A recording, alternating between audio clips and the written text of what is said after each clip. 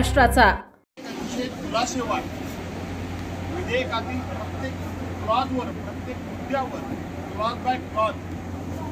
सरकारचा हा हेतू आणण्यामध्ये विरोधकांचा आवाज दाबणं, विरोधकांना घटनेने दिलेले अधिकार आहेत ते अधिकार हिरावून घेणं आणि स्वतःचा राजकीय उद्देश साध्य करणं आणि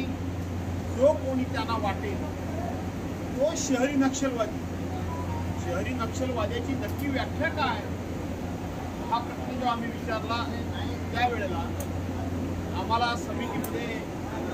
समाधानकारक उत्तर मिळालं नाही, अधिकाऱ्यांना देखील उत्तर मिळालं नाही आणि म्हणून त्याच वेळेला आपल्याला कळून चुकलं होतं की ह्या देशामध्ये 2014 पासून प्रत्येक जण आपल्या पक्षात यावा म्हणून त्याच्यावर वाटेल ते भ्रष्टाचाराचे आरोप करायचे, त्याच्यावर वाटेल ते वैयक्तिक त्याची निंदानालस्ती टीका टिप्पणी करायची आणि त्याचबरोबर वेगवेगळ्या ज्या चौकशी एजन्सीज आहेत त्या पाठीमागे त्याच्या चौकशा लावायच्या। आपल्या देशामध्ये आणि राज्यामध्ये अनेक उदाहरणं आहेत। आपण जर बघितलं असेल तर सर्रास ईडीची चौकशी लावून कितीतरी लोक आज भारतीय जनता पार्टीमध्ये सामील झालेले आहेत। आज जर आपण बघितलं तर रवींद्र वायकरांची अवस्था तीच, अतुल खोतकरांची अवस्था तीच, भावना गवळींची अवस्था तीच, प्रताप सरनाईकांची अवस्था देखील तीच। अशा पद्धतीनं अनेकांच्या ईडीच्या चौकशा लावून त्यांना आपल्या पक्षामध्ये घेतलं जातं आणि आपल्या पक्षामध्ये ते आल्यानंतर त्यांची चौकशी बंद होते, त्यांच्या फाईल गायब होतात, त्यांच्या फाईल हरवल्या जातात। त्याचं उदाहरण म्हणजे सन्माननीय छगन भुजबळ साहेब आहेत, त्याचबरोबर नवाब मलिक सुद्धा आहेत, प्रफुल्लभाई पटेल सुद्धा आहेत की यांच्या पक्षात जो माणूस जाईल तो मग पूर्णपणे भ्रष्टाचार मुक्त होतो, आरोप मुक्त होतो, तो भाजपवासी होतो आणि मग सगळंच त्याच्या पाठीमागचं लागलेलं लक्षण ठाकून जातं। तसाच प्रकार आहे की या लोकांच्या विरोधात जे कोणी बोलू इच्छितात, जे कोणी मतप्रदर्शन करू शकतात, डॉक्टर बाबासाहेब आंबेडकरांच्या घटनेनं ज्यांना ज्यांना अधिकार दिलेला आहे त्या सगळ्यांनी आपल्या विरोधात बोलू नये आणि म्हणून त्यांना आपण हे शहरी नक्षलवादी ठरवावे अशा पद्धतीचा दुष्ट हेतू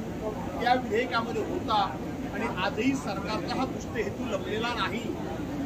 कालच माननीय बावनकुळे साहेबांनी संयुक्त समितीचा अहवाल सादर केलाय, त्याच्यावर आम्ही नजर मांडतोय। काल अहवाल दिला आणि आज लगेच ते मंजुरी करता येत आहे, त्यामुळे सरकारला भीती वाटते। कोणाकोणाला हे अडचणीत आणू इच्छितात,